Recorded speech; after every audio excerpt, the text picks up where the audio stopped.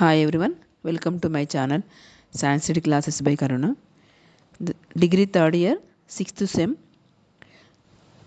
Part A లో question number 4 and part below question number 8 అలంకార విభాగ నుండి క్వశ్చన్స్ ఇస్తారు. పార్ట్ ఏలో ఒక అలంకారం ఇస్తారు, లక్షణం రాసి ఉదాహరణ రాయాలి, 5 మార్క్స్. పార్ట్ బిలో 8th క్వశ్చన్లో 4 అలంకారాలు ఇస్తారు, 2 అలంకారాలకి లక్షణ సమన్వయం చేయాలి. అంటే శ్లోకము, నిర్వచనం, ఉదాహరణ, సమన్వయం రాయాలి. మనకు పార్ట్ బిలో 15 marks, each one 7.5 marks, 15 marks. మనకి ఇంతకుముందు వీడియోలో మనం ఉపమేయ ఉపమా అలంకార, అర్ధాంతర న్యాసాలంకార, కావ్యలింగం అలంకార, వినోక్తి అలంకార చదువుకున్నాం. ఇప్పుడు 5th వన్ నిదర్శనాలంకార. నిదర్శన అంటే ప్రూఫ్ చేయడం. మనం ఏదైనా విషయం జరిగిందంటే దానికి ప్రూఫ్ చేసి చూపించాలి. నిదర్శన ప్రూఫ్ చేయడం.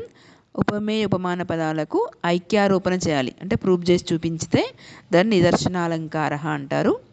మనకు శ్లోక, నిర్వచనం, ఉదాహరణం, సమన్వయం రాయాలి. పార్ట్ ఏలో నిర్వచనం, ఉదాహరణ రాయాలి. పార్ట్ బిలో శ్లోక, నిర్వచనం, ఉదాహరణం, సమన్వయ రాయాలి. శ్లోక విశేషోక్తి నిదర్శనాలంకార వాక్యార్థయో సదృశయో ఐక్యారోపో నిదర్శన.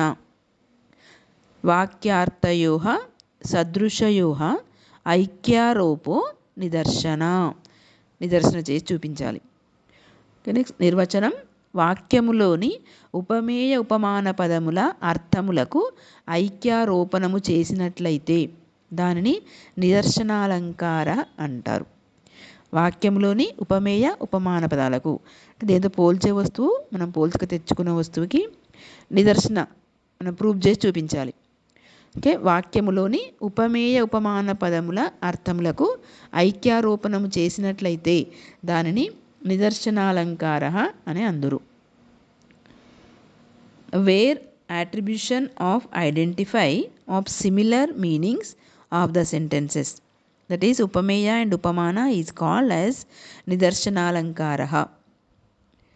Where attribution of identify of similar meanings of the sentence, that is upameya and upamana, is called as nidarshanaalankara. దాని అర్థములకు మనము ఐక్యారోపణ చేయాలి. ఉదాహరణ, యత్ ధాతుః సౌమ్యత చేత్ సా పూర్ణేందో అకలంకత స్యాత్.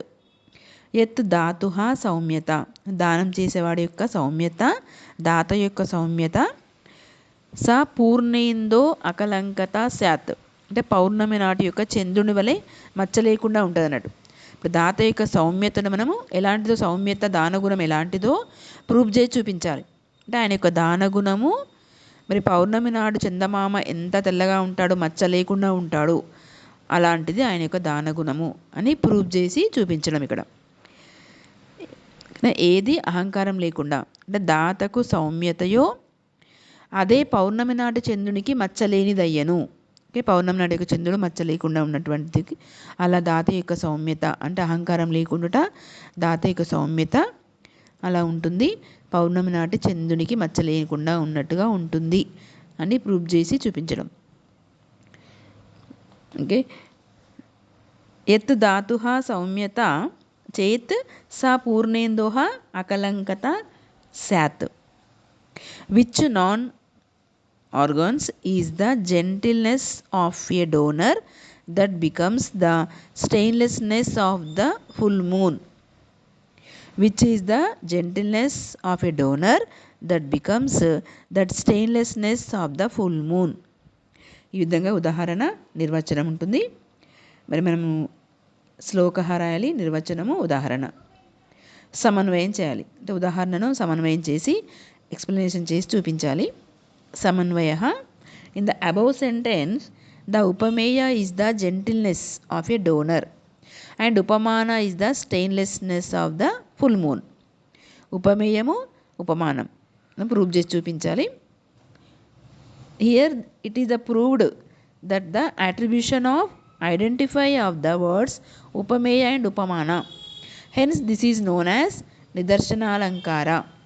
ఉపమేయ అండ్ ఉపమానాన్ని మనము ప్రూవ్ చేసి చూపించాలి. In the above sentence, the upameya is the gentleness of the owner and upamana stainlessness of the full moon.